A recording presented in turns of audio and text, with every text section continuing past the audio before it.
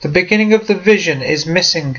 The revelation starts with the second power, desire. I would suppose that the vision is a revelation to Mary Magdalene about herself, about her own enlightenment. And desire said, I did not see you go down, yet now I see you go up. So why do you lie, since you belong to me? The soul answered, I saw you. You did not see me, nor did you know me. You mistook the garment I wore for my true self, and you did not recognize me. The garment here is the ego or personality which the soul clothes itself with. It is not the true, real self, which is the Christ consciousness. Again it came to the third power, which is called ignorance. It examined the soul closely, saying, Where are you going? You are bound by wickedness. Indeed you are bound. Do not judge. Ignorance judges the soul to be bound by the wickedness of the passions and lacking in discernment. Do not judge, it commands. The soul is bound to the lower world by its physical nature, which produces sin when you do the things that are like the nature of adultery. Mary Magdalene represents the psyche of the carnal consciousness. This psyche is demonical, and from it Jesus cast out 7 demons. See Luke chapter 8 and verse 2. It is there that the emotions have their centres of action. It is the seat of desire.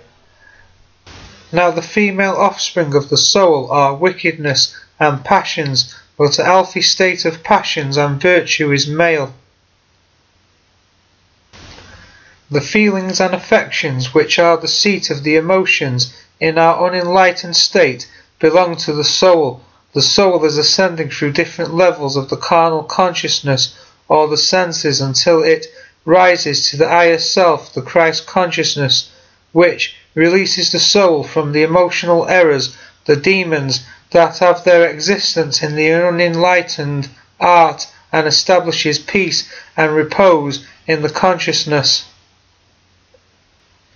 The purification of the soul is a change of mind and purpose. See Acts chapter 5 verse 31 and chapter 11 and verse 18.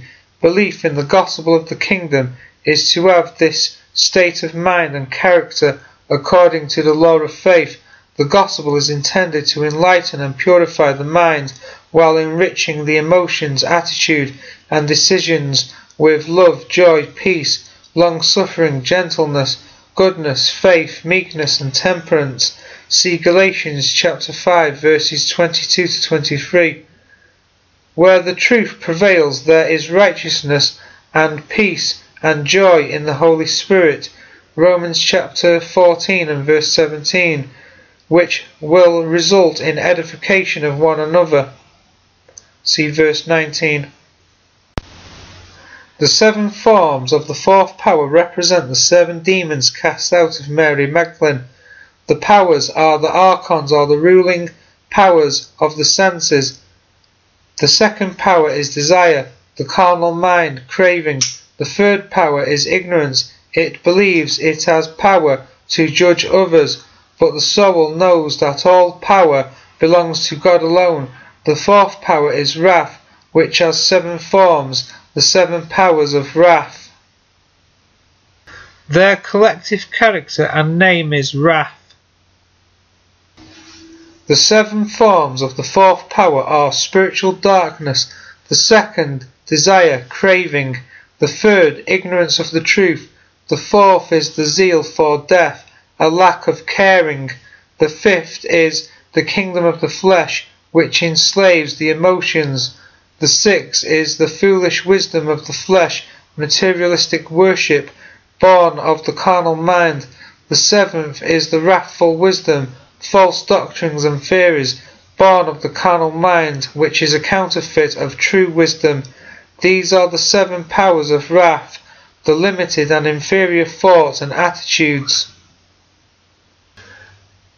The ascent of the soul in the Gospel of Mary is not about the soul ascending to the literal heavens, but the soul ascending to the heavens, which is a state of consciousness in harmony with the thoughts of God.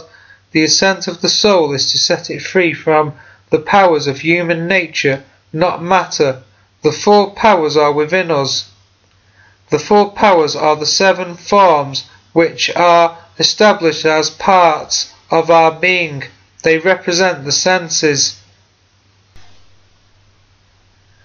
The powers are a personification of human nature or human qualities. This is seen from the Testament of Reuben, chapter 2, concerning the seven spirits of error. The Testament of Reuben, chapter 2. Now hear me, my children, what things I saw concerning the seven spirits of error when I repented. For seven spirits are established against man, and they are the sources of the deeds of youth. And seven other spirits are given to man at creation, so that by them every human deed is done. The first is the spirit of life, with which man's whole being is created. The second is the spirit of sight, with which comes desire. The third is the spirit of hearing, with which comes instruction. The fourth is the spirit of smell, with which is given taste, for drawing air and breath. The fifth is the spirit of speech, with which comes knowledge. The sixth is the spirit of taste, for consuming food and drink. By it comes strength, because in food is the substance of strength. The seventh is the spirit of procreation and intercourse, with which comes sin through fondness for pleasure. Chapter 3 of the Testament of Reuben, verse 2. With these spirits are mingled the spirits of error. First, the spirit of fornication resides in the nature and in the senses. The second, the spirit of instability in the stomach. The third, the spirit of fighting in the liver. The fourth is the spirit of flattery and trickery, in order that through excessive effort one might appear to be at the height of his power. The fifth is the spirit of pride, that one may be boastful and arrogant.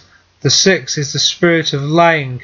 The seventh is the spirit of injustice, that a man may fulfill the desires of his heart, for injustice works together with the other spirits by the taking of their gifts.